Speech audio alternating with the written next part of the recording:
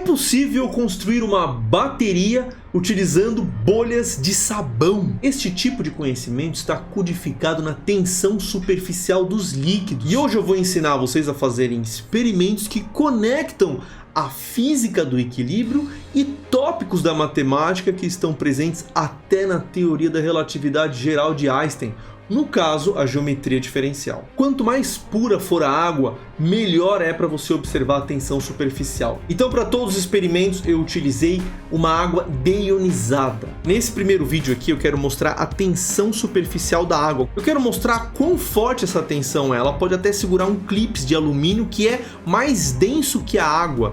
Tá? Ele afundaria na água. Então, para você colocar o clips boiando na água, para que você não quebre a tensão superficial, você pode utilizar, por exemplo, um papel higiênico para você repousar o clips lá dentro. E olha só, quando você coloca um detergente automotivo, você quebra a tensão superficial. Leva alguns segundos, mas uma hora esse clips vai ter que cair, ele vai afundar. Presta atenção. Veja que ele leva um tempinho, depois eu comparei com o detergente. Olha lá, eu quebrei a tensão superficial da água.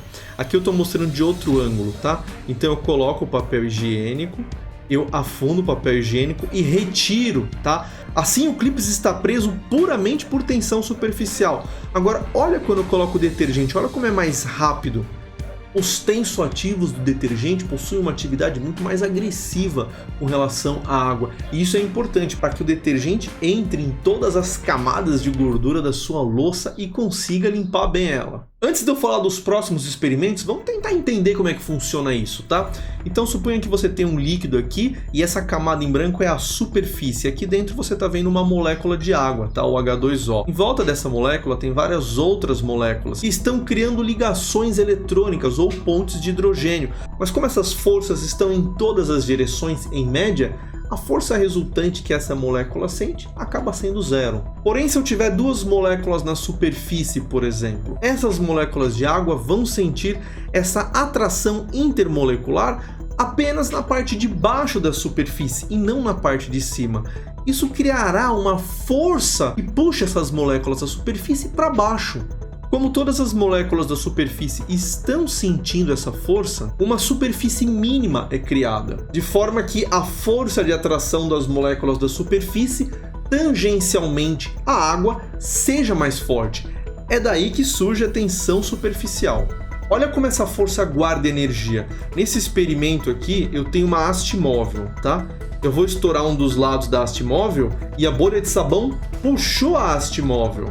Ele está realizando trabalho como uma mola, significa que tem energia armazenada nesse sistema. Ou seja, embora seja um sistema simples, é uma bateria precária, mas é uma bateria. É importante que essa força de tensão superficial, ela funcione exatamente como a lei de Hooke, que descreve uma mola. Sabe a constante da mola? É da mesma natureza que a tensão superficial. Ela funciona da mesma forma. As equações que descrevem, por exemplo, o movimento dessa bateria de superfície é a mesma que descreveria a força que uma mola faria num peso quando deslocado do seu centro de equilíbrio. Uma curiosidade sobre as superfícies matemáticas e as superfícies de água e sabão é que elas se conectam, tá? Na matemática tem um assunto que nós chamamos de superfícies mínimas.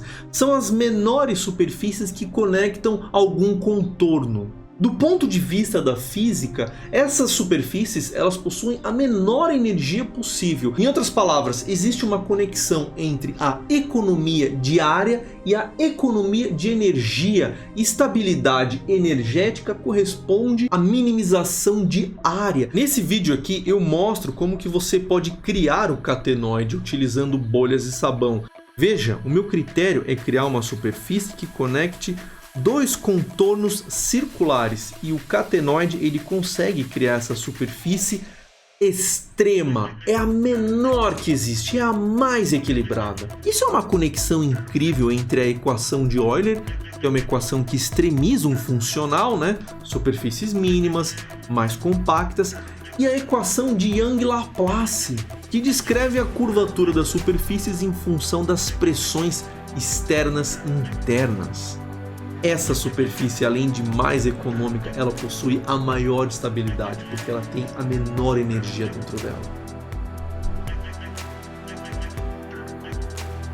Essas energias armazenadas nas superfícies são pequenas, mas é importante a gente saber que elas existem. Talvez isso vire alguma coisa no futuro.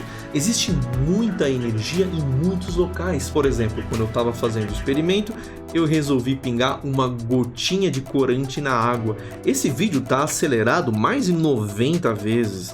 E olha só que interessante, a água não para de se mover porque tem energia na água.